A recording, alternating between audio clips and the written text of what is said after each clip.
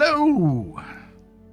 Welcome to a very early and actually shorter version of the office hours. My name is Paul Berserker01, Batman Shelley, your humble host and space bartender here. The AstroPub, your space bar at the end of the universe. Sit back, relax, enjoy the show. We got a good one for you. Welcome to the office hours. This is a live stream where we talk about Star Citizen lore, news, and more of the previous week. This week was basically CIG saying, we did CitizenCon. Now we're releasing the patch. So the latest patch has now been released, 4.3.2, I believe. But it's nice, but it's sort of old news considering what was brought up at CitizenCon. Welcome, everybody. So this is going to be very short because I was supposed to do a Beyond the Verse podcast last Thursday. And unfortunately, there were some technical issues, so we couldn't do it. So Solas asked me to do it this week with him and Space Tomato. And I agreed to do it, which means that starting at in almost exactly 3 hours, I got to be done. So there's going to be a hard cutoff for this to be 3 hour. So much for no Knicks this year, Paul? I am still partially correct, Chops, because we're not getting Knicks this year. We're not. We're getting Levski this year.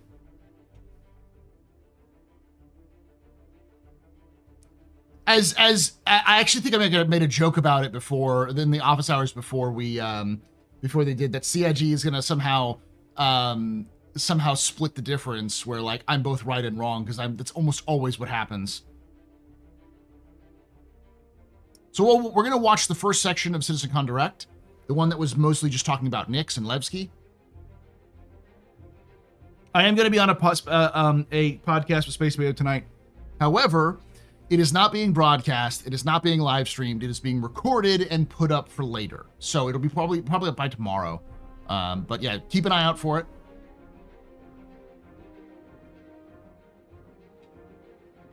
So I do feel justified. Like I said, whenever I said no Knicks, I was like, I hope I'm wrong. I'd love to see Knicks, but I don't think it's going to happen.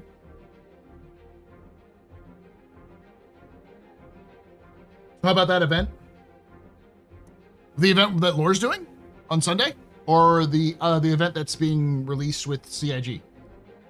I've been at work all day, so I don't know what the talks are about.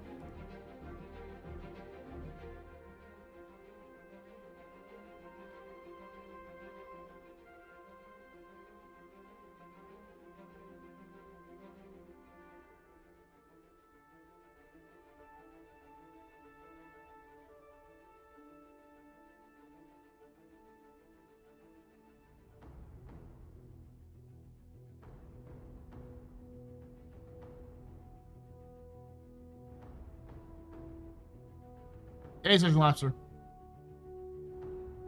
CIG's pathetic excuse for the event? Okay, let's take a look at that before we do the watch, because I do also think it's kind of lame.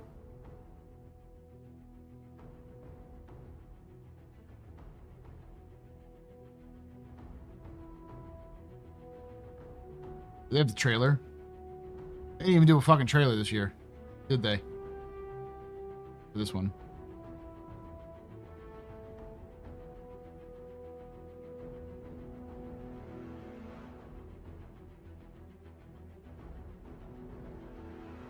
What? Okay.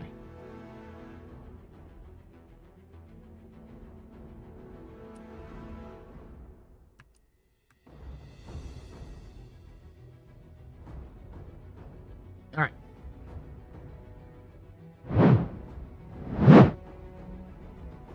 No, I was being sarcastic. I get it.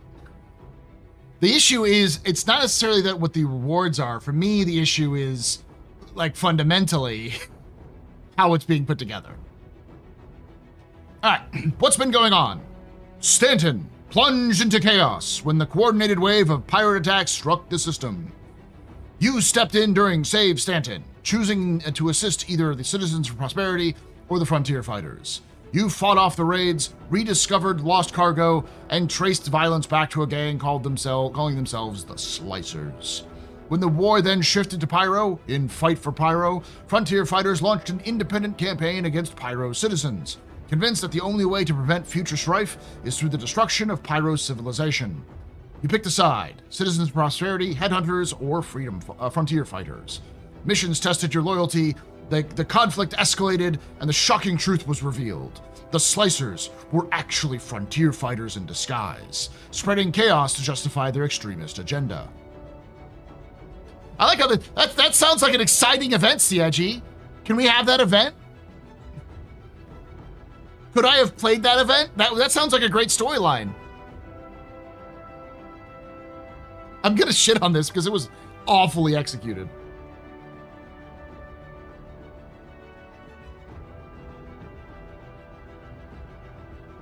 Paul, many months ago, I remember one of your lore videos mentioning that a company was very likely secretly working on AI tech. Our corp, not secretly, they're actively working on it. I tried to do the Clone Wars opening. That was my point.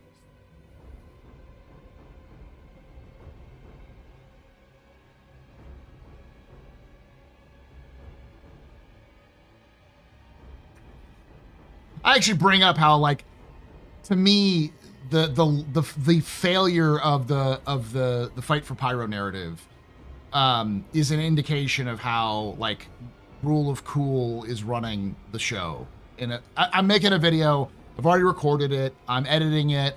It's 25 minutes long, and I've edited about 5 minutes of it. So it's going to take a little bit to finish up, but it should be out by Saturday because I got the hard part done. It's not really a lore video, but it is an Astro Historian video, sort of a meta lore video, where I bring up a little bit of the backstory of Nyx and Pyro, or Nyx, not Pyro, but Nyx and the People's Alliance and all that kind of stuff.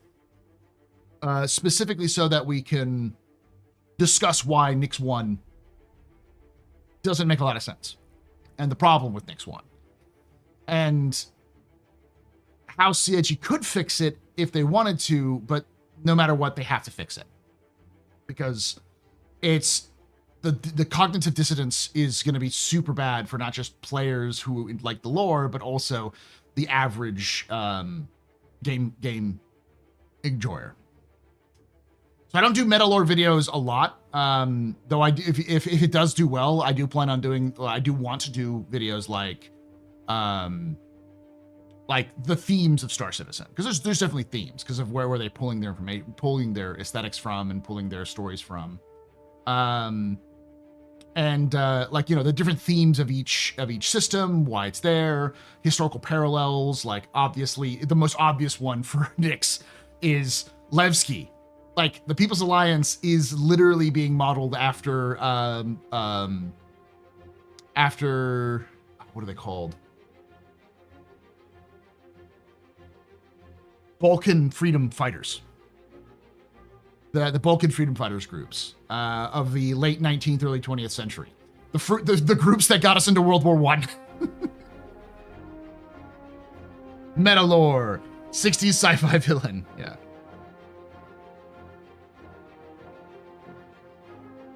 There's always shit talk on Spectrum of CIG's decisions. It's just there's only so much I'm willing to, like, give CIG the benefit of the doubt for, and it's not this. Anyway, let's continue. In Supply or Die, the war entered a new phase, focusing on control through logistics and resources. I mean, I'd love to have played that event, CIG. I don't know where these events were, because I played an event that was called Supply or Die, but it doesn't sound anything like that. With Frontier Fighters' deception exposed, every faction scrambled to rebuild its strength. You were tasked with mining, salvaging, trading, and raiding to secure vital supplies for your cause. The fight was no longer about domination through firepower, but survival through strategy. As the fate of Pyro now depended on who could keep their war machine running longest. Again, I'd have loved to play this logistics game, CIG. Where was this fucking event? So they're working on a 100-plus-year-old working understanding of anarchism. No, it's more of the Balkans have always been a hotspot, and the Balkans were as much of a problem during the Roman period as they were pretty much everywhere in human history. They're a complicated spot in terms of like how there's an attempt to do multi-ethnic revolutions, but it rarely works out because people's ethnic identities are very strong in the Balkans. And that's the reason why you have the term Balkanization, simply because once those groups are like concentrated in any one area, they begin to want to have a government surrounded around that ethnic identity. It's sort of a consequence of first the Romans, then the Ottomans, sort of multiculturalism, which failed to bring the stability and prosperity that the Balkans needed. Oh, you're early. That's because I have to end early. So.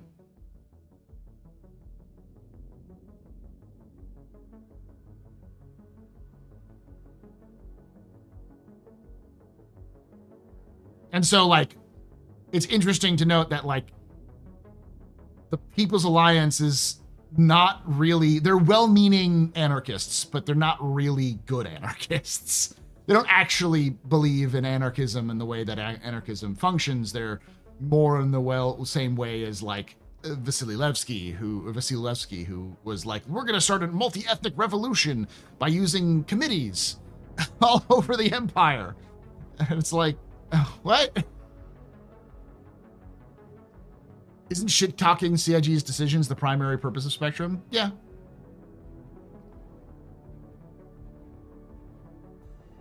Oh, so are you suggesting they're going to go with an ethno-anarchism model for Levski? To a degree, yes. It's the reason why you have the Moraine and the redacted, who we all know who it is, but people got mad when I explained who the mystery factions are. These different factions could easily be seen as different ethnic groups that have split off to form their own. I mean, the Moraine fucking calls themselves a family, for fuck's sake. Like,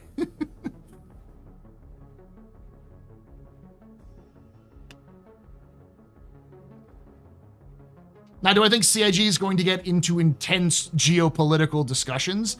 No, it's a fucking video game. It's a video game about spaceships that go pew, pew, pew, pew. But they'll use that as the background model. It's Vin Diesel their leader? Yes. They haven't mentioned the Moraine yet, which tells me, but they did, in fact, introduce the Moraine through a lore post. So it tells me that the Moraine are still planned on being a major faction in Nyx. Kind of how we didn't see the Frontier Fighters until after they had been started. Same with the Headhunters. I feel like the Moraine are going to be like the Headhunters, where the mystery faction is going to be the new Frontier Fighters that will be destroyed before the end of next year. And the main struggle between the Moraine, the PA, and this new PMC group.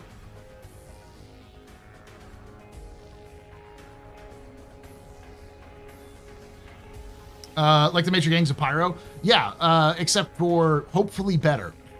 Because I don't think CIG, we'll talk about this because we're going to this one, but I think CIG doesn't really understand how a sandbox should be made, and I really hope that they learn, but, you know, hoping and reality are two different things. That's another meta, well, I wouldn't even be meta. That would probably just be the AstroPub discussion video where it's just like, CIG doesn't understand how factions should work, or doesn't understand reputation. And as always, it's not that they don't understand it. I'm sure there are people at CIG who do understand it. They just can't actually implement it because the people who are in charge are too thick-headed about it.